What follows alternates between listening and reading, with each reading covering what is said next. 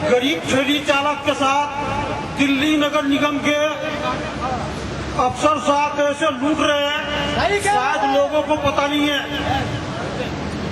गरीब रिक्शा चालक की और गरीब ठेली वालों की ठेली पकड़ के जबकि 50 रुपए जुर्माना हो गया है हाई कोर्ट के आदेश से, आज भी इनसे 350 रुपए वसूला जाता है।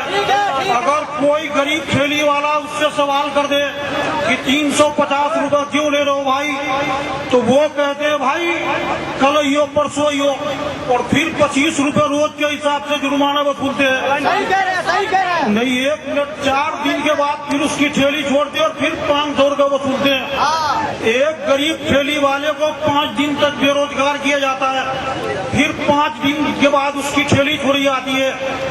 ये पहली बार दिल्ली के अंदर ऐसा हुआ है कि जो इस देश का संविधान है उस संविधान के आधार पे जो हमारे हाई कोर्ट के न्यायाधीश हैं उन्होंने फैसला दिया है।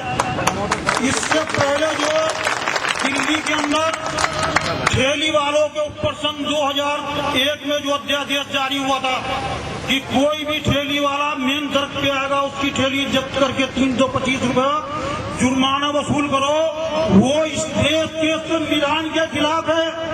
जब एक गरीब आदमी इस देश में अपनी रोजी रोटी नहीं कमा सकता, उसकी ठेली पकड़ के आप 300 से 500 रुपए जुर्माना वसूलो, इससे बड़ा क्या जुर्म होगा। जब इस देश के गरीबों को संवैधानिक तरीके से आप रोटी कमाने नहीं दोगे तो ये लोग फिर कहीं नक्सलवाद के साथ जुड़ेंगे, कहीं जो देश को भड़काने वाले लोग हैं उनके साथ जुड़ेंगे, कहीं पे ऐसी उल्टी सीधी समस्याएं खड़ी होगी। तो मैं इन देश के अधिकारियों से कहता हूं कि जो गरीब आदमी ईमानदाराना तरीके से रोजी रोटी कमा रहा है उसको आप सताओ नहीं, उसका शोषण मत करो, उसके ऊपर अत्याचार मत करो। जब ये देश की राजधानी में क्यों आते हैं यहाँ के गरीब, पूरे भारत के लोग, जब उनको गांव में रोजी रोजगार मिलता है तो वो दिल्ली में क्यों आते हैं।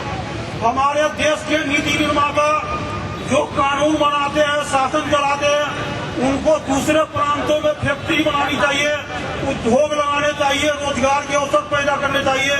वो दिल्ली के सड़कों पे क्यों भीड़ जमा होती। जब आप वहाँ पे रोजी रोजगार मुहैया नहीं कराओगे तो वो देश की राजधानी में आएंगे, ये उनका संवैधानिक अधिकार है। जब इन गरीबों को उनका अधिकार पता लगेगा तो आप नहीं दोगे तो फिर ये छीन लेंगे। मैं इन्हीं शब्दों के साथ मैं अपनी बात समाप्त करता हूँ। धन्यवाद। तो बगल में खड़ी करो, कारण में तभी पकड़ ले जाते हैं मोटरसाइकिल से खींच के, अब उनको पता ही नहीं रहता। उनके उद्योगपतियों व कॉर्पोरेट क्षेत्र को भी पहुँचाया है, फलाने के कराया जाए, वहाँ जाओ पता लगता है कि इससे लाभ मिले। और हमारी मांगों में शामिल है दिल्ली उच्च न्यायालय के आदेश के मुताबिक साइकिल व ट्रॉली रिक्शा इत्यादि पर लागू मौजूदा शोषणकारी लाइसेंस कोटा रेट राज को निरस्त किया जाए तथा साइकिल, ट्रॉली, रिक्शा, हाथ ठेला चालकों को भी अन्य मोटर लगे वाहनों की तर्ज पर मांग अनुसार लाइसेंस दिए जाए। दूसरा, जो नई एक पॉलिसी एक्सपर्ट कमेटी ने बनाई थी जो श्री मेहरा की अध्यक्षता में हुई, उस विशेषज्ञ कमेटी की जो पॉलिसी बनी है उसको तत्काल लागू किया जाए। मोटर वाहनों को शहर की पूरी सड़कों की मिल्कियत देने की नीति पर रोक लगाई जाए क्योंकि इससे शहर में सांस लेना व पैदल चलना तक दुर्भर हो गया है। साइकिल, ट्रॉली रिक्शा, हाथ ठेला गाड़ी तथा ऐसे ही अन्य मोटर विहीन वाहनों को दिल्ली परिवहन व्यवस्था का एक अभिन्न अंग मानकर उनके लिए उपयुक्त सुविधाएं व अलग ट्रैक प्रदान किए जाए। इसके साथ ही उसके उपयोग को पुरजोर प्रोत्साहन दिया जाए। वे कार्बन ईंधन का इस्तेमाल नहीं करते, इसलिए वायु प्रदूषण व ध्वनि प्रदूषण नहीं करते। ऐसे ही इको फ्रेंडली, रोजगार फ्रेंडली वाहन शहर में सम्मानित दर्जे के हकदार हैं और उन पर उल-जलूल इल्जाम लगाकर कि वो इंक्रोच करते हैं, वो सड़कों को रोकते हैं, ट्रैफिक को रोकते हैं, वो ट्रैफिक का हिस्सा बने, ना कि उनको एक न्यूसेंस समझ के, एक मुसीबत समझ के हर वक्त हर जगह से खदेड़ा जाए।